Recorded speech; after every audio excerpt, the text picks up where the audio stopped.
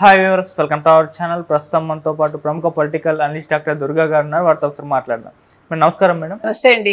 Madam ఇవాళ మనం political కాకుండా వేరే సబ్జెక్ట్ ఒకటి డిస్కస్ చేయబోతున్నాం. రీసెంట్గా ప్రణీత్ హనుమంతు ఇష్యూ ఇప్పటికి కూడా హల్చల్ చేసింది, చాలా కాంట్రవర్సీ క్రియేట్ చేసింది. ఆ ఇష్యూ జరగడం ఏంటో కానీ ఇప్పుడు ఒక కొత్త చర్చకైతే దారితీసింది. అంటే చైల్డ్ అబ్యూజ్ కానివ్వండి, ఉమెన్ అబ్యూజ్, ఈ విధంగా కామెంట్స్, ఈ డార్క్ కామెడీ పైన చాలామంది చర్చించుకుంటున్నారు.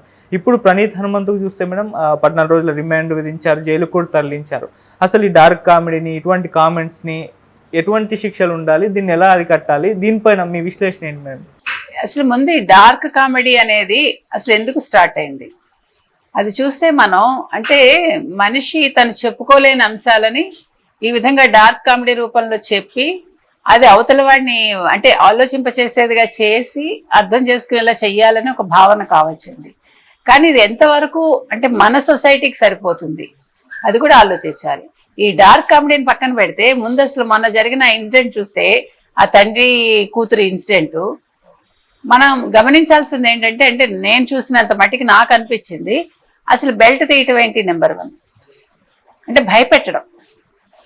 మనం పిల్లల్ని ఏం చేస్తామంటేనండి, మీరు కనుక చూసారంటే కొంచెం అందంగా బొద్దుగా ఉండే పిల్లల్ని బుగ్గలు గిల్లడం, బుగ్గలు ఇలాగ నలిపేయడం, ముద్దులు పెట్టుకోవటం, ఈ మగవాళ్ళు ముందు ఇలాంటివన్నీ కూడా చైల్డ్ అబ్యూస్ కిందే నా దృష్టిలో అండి. ఎందుకంటే అదొక ఆనందం వాళ్ళకి. లేదు పిల్లల్ని బెదిరించటం, హన్నా అంటాం కదా మనం, అది కూడా ఒక రకంగా పిల్లలు ఏడవడం, దాన్ని చూసి మనం మళ్ళా నవ్వడం, అంటే ఇది కూడా తెలియని ఒక అది తృప్తి అనాలా లేకపోతే ఒక మానసిక ఆనందం అనాలా, మానసిక వికారం అనాలా మనకు తెలియదు. అంటే మనలో చాలా ఎక్కువ అది మరి సౌత్లోనే ఎక్కువ, మొత్తం భారతదేశంలోనే ఈ విధానం ఉందా మనకు తెలియదు. అంటే ఒక పిల్లల్ని మనం బాధ పెట్టి అదేదో ఆనందంగా భావించి దాన్ని చేయటం కూడా ఒక రకంగా అది డార్క్ కామెడీ కిందకు వస్తుందేమో మనకు తెలీదు.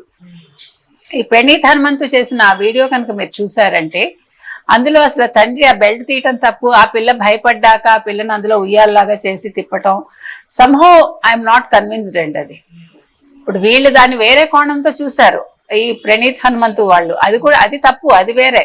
కానీ ఇక్కడ తండ్రి చేసింది కూడా నాకు తప్పుగా అనిపించింది.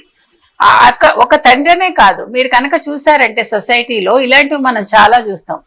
అంటే మనకి తెలియకుండా మనలో ఉండే ఒక వికృత భావాలను ఈ రకంగా మనం వ్యక్తపరుస్తామా, ఇది ఎంతవరకు సబబు? ఇది నా దృష్టిలో అయితే సబబు కాదండి. అసలు పిల్లల్ని నేను ఎన్నోసార్లు చూస్తూ ఉంటా, కొంచెం అందంగా బొద్దుగా ఉండే పిల్లలు, లేదు కొంచెం బొద్దుగా ఉండి చిన్న చిన్న పిల్లలు, వాళ్ళు పక్క అంకుల్స్ ఎవరో వస్తూ ఉంటారు ఇంటికి, ఈ పిల్లలు వెళ్ళరు వాళ్ళ దగ్గరికి. వెళ్ళమ్మా వెళ్ళు అని తండ్రి తల్లి తోస్తారు, లేదు ఏదైనా వ్యాపార సంబంధాలు ఉన్నా తోస్తారు. మీరు కావాలంటే గమనించండి. వాళ్ళ పిల్లల్ని గట్టిగా గిల్లేసి లేకపోతే గట్టిగా హత్తుకుని, అవన్నీ భరించలేని విషయాలండి. అది మీరు కనుక అది అబ్జర్వ్ చేస్తే తెలుస్తుంది. అలాగే ముసలి వాళ్ళు కూడా తక్కువ వాళ్ళు ఏం కాదు. ఎందుకంటే ప్రతి ఆడపిల్ల కొద్దో గొప్ప ఈ చైల్డ్ అబ్యూస్ అనేది చూస్తుంది చిన్నతనం నుంచి.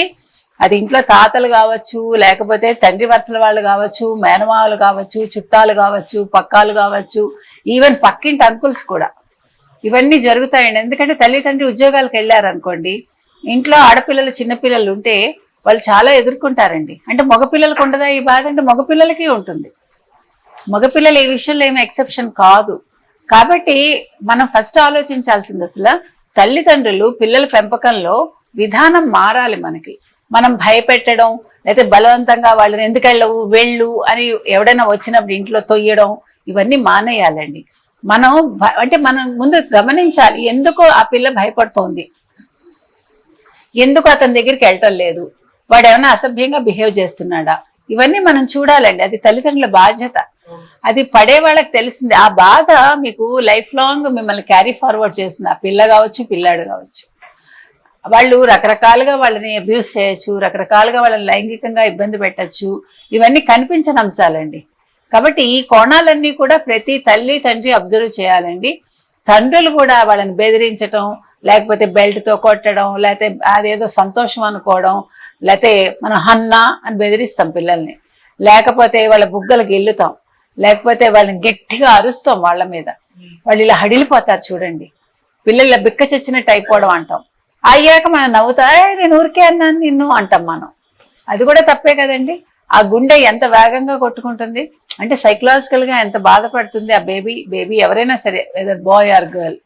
కాబట్టి అసలు ఇప్పుడు ప్రణీత్ హనుమంతు విషయంలో కూడా ఇప్పుడు ప్రణీత్ హనుమంతు ఒక్కడే ఈ తప్పులు చేస్తున్నాడా, ఈ డార్క్ కామెడీ అనేది అతను ఒక్కడే చేస్తున్నాడా, ఇంకా ఎంతమంది చేస్తున్నారు, వాళ్ళవన్నీ కూడా చూడాలి.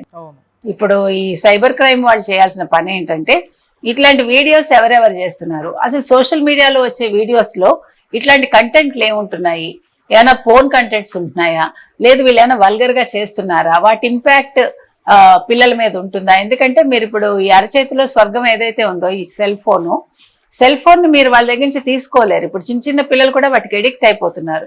సో వాళ్ళు ఏం చూసి పెరుగుతున్నారండి. కాబట్టి ఇది ముఖ్యంగా సైబర్ క్రైమ్ వాళ్ళ ఆఫీసర్స్ ఎవరైతే ఉంటారో వాళ్ళు చేయాల్సిన పని ఏంటంటే సోషల్ మీడియాలో వస్తున్న కంటెంట్లన్నీ వాళ్ళు చూడాలి. ఎస్పెషల్లీ డార్క్ కామెడీ ఏదైతే ఉందో వాళ్ళలో తప్పులు చేసిన వాళ్ళు ఉన్నారా, ఒప్పు చేసిన వాళ్ళు ఉన్నారా చూడాలండి. నెంబర్ 1. నెంబర్ 2, మీరు యానిమల్ సినిమా వచ్చిందండి, కొన్ని వేల కోట్లు వచ్చింది. రణబీర్ కపూరా ఎంత అసహ్యంగా ఉందండి. భార్యను కొట్టి మళ్ళా తన దగ్గరికి తీసుకుంటాడు. ఆ సినిమా అంతా మీకు అదే నడుస్తుంది. అంటే విపరీతమైన ఒక అబ్యూజే అది కూడా. ఆ హీరోయిన్ ని మళ్ళా దగ్గరికి తీసుకోవటం, మళ్ళా బలవంతం చేయటం. అంటే ఒక మనిషికి, అది ఆడ కావచ్చు మగ కావచ్చు, మీరు తాళి కట్టినంత మాత్రాన వాళ్ళకి మీ కోరికలు తీర్చాల్సిన అవసరం లేదండి. అమ్మాయి ఒప్పుకోకపోతే భర్త అయినా కూడా అది మీకు రేప్ కిందకే వస్తుంది. కాబట్టి ఇలాంటి విషయాలు అసలు యానిమల్ సినిమా మీద ఎవరు కూడా ఖండించలేదు మీరు చూసారంటే. మరి ఆ సినిమా తప్పు కానప్పుడు ప్రణీత్ హనుమంత్ చేసిన తప్ప, ఇదొక క్వశ్చన్ మార్క్ మనకు ఉంటుంది. ఎందుకంటే ఆ సినిమాలో లాస్ట్కి వాడు మళ్ళీ భార్య దగ్గరికి వస్తాడు, భార్య యాక్సెప్ట్ చేయదు అనుకోండి. ఇట్లాంటివి చాలా జరుగుతాయండి. మీరు పాత సినిమాలు చూసారంటే ఉంటాయి ఇలాంటివన్నీ కూడా. ఇప్పుడు వచ్చే యాక్చువల్గా మీకు కొత్త కొత్త డైరెక్టర్స్ కావచ్చు, లేకపోతే హీరోలు కావచ్చు, ఆ డైలాగ్స్ కావచ్చు, మరొకటి కావచ్చు, అవి కూడా అబ్యూజివ్ గానే ఉంటున్నాయి. ఏంటే ఒరే వసే అనుకుంటూ మాట్లాడుకోవడం, రారా పోరా, అంటే ఒక రెస్పెక్ట్ అనేది పోయింది. దగ్గరతనం వేరండి. ఇవన్నీ కూడా అంటే వినటానికి కూడా ఇవి కూడా ఒక రకంగా అబ్యూస్ కిందకే అనిపిస్తాయి మనకి. కాబట్టి ఈ సినిమాల్లో ఎటువంటి కంటెంట్ వస్తుంది, డైరెక్టర్స్ ఎట్లాంటి డైలాగ్స్ ఇస్తున్నారు, డైలాగ్స్ వల్గర్ గా ఉన్నాయా లేదా, వాటి ఇంపాక్ట్ పిల్లల మీద ఉంటుందా. ఇప్పుడు కొన్ని పదాలు ఎంత క్యాజువల్ అయిపోయాయంటేనండి, చిన్న చిన్న పిల్లలు అసలు పదాలు వింటుంటే వీళ్ళు ఏంటి ఇట్లా మాట్లాడుతున్నారు, మనం ఎప్పుడు ఇలా మాట్లాడలేదే. అసలు చిన్న తేడా వస్తే పెద్దలు కొట్టేవాళ్ళు, మీకు తెలిస్తే కనుకైతే. ఇప్పుడు జనరేషన్కి అది లేదండి. ఒక 25 years లోపు వాళ్ళందరూ కూడా చిన్న పిల్లల నుంచి పెద్దవాళ్ళ వరకు ఒకే సార్ట్ ఆఫ్ వాళ్ళ కమ్యూనికేషన్ అలాగే ఉంటుంది. ప్రతిదీ చాలా క్యాజువల్ గా, చాలా అంటే చులకనగా, అసలు మాటలు కావచ్చు అదంతా కూడా ఫన్ అనుకుంటున్నారు. వచ్చిన ప్రాబ్లం ఏంటంటే అలా మాట్లాడటమే కామెడీ అనే ఒక స్థితికి వచ్చారు. కాబట్టి డార్క్ కామెడీ చేసే వాళ్ళు దాన్నే తీసుకుంటున్నారు కంటెంట్ కింద. ఇప్పుడు అక్కడ తండ్రి బెల్ట్ తీయటం ఎంత తప్పు, మీకు ఫస్ట్ థాట్ వేరే రకంగా పోతుంది. అది మీరు ఆ సీన్ కనుక చూసారంటే, అది ప్రణీత్ హనుమంతు అలా చేయటానికి కారణం కూడా అతను బెల్ట్ తీయటం అనేది తప్పు. నన్ను అడిగితే ఇతను మనం సమర్థించట్లేదు, ప్రణీత్ హనుమంతు చేసింది తప్పే 100%. ఎట్ ద సేమ్ టైం అట్లా చేయటానికి అవకాశం ఇస్తున్న ఇలాంటి వీడియోస్ కూడా చేయకూడదు. కాబట్టి ఇవన్నీ ఇంటర్లింక్డ్. ఇవన్నీ కూడా చూసుకుని ఇప్పుడు ప్రతి ఒక్కళ్ళు కూడా దీని మీద ఒక చర్చ పెట్టాలండి. ఇది చిన్న విషయం కాదు. ఈ డార్క్ కామెడీ చేయొచ్చా చేయకూడదా, దీనివల్ల వచ్చే మంచి చెడులు ఏంటి, ఎటువంటి శిక్షలు వేయాలి, ప్రణీత్ హనుమంతుని ఒక అరెస్ట్ చేసేస్తే ఈ సమస్యకి పరిష్కారం దొరుకుతుందా, అసలు ఉమ్మడి కుటుంబాల అవసరం ఉందా, ఇప్పుడు సింగిల్ పేరెంట్స్ లేకపోతే సింగిల్ చైల్డ్ లేదంటే చిన్న చిన్న ఇదేంటంటారు కుటుంబ అంటే ఒక పిల్లాడు లేదంటే తల్లి తండ్రి ఇట్లా నలుగురు ఉండడం, ఇట్లాగా వీటి వల్ల కూడా ఇట్లాంటివి జరుగుతున్నాయా అంటే ఒక అదుపు లేకపోవటం, ఒక పెద్దల కట్టడి లేకపోవటం, తర్వాత ఈ పోర్న్ వీడియోస్కి అలవాటు పడటం, లేదు ఇలాంటి సీన్స్ చూడటం. ఇప్పుడు ఒక సినిమా మన ఫ్యామిలీతో చూసి ఎంతకాలం అయిందండి, వెరీ ఫ్యూ మూవీస్ మన ఫ్యామిలీతో చూడగలం. ఆ పేరెంట్స్ తో కూర్చొని చూసే సినిమాలు రావట్లేదు. కాబట్టి ఈ సెన్సార్ కూడా అసలు వాళ్ళు ఎక్కడికి ఏ లోకానికి వెళ్ళిపోయారో మనకు తెలియదు. కాబట్టి ఇటు సోషల్ మీడియా మీద కూడా నియంత్రణ కావాలి.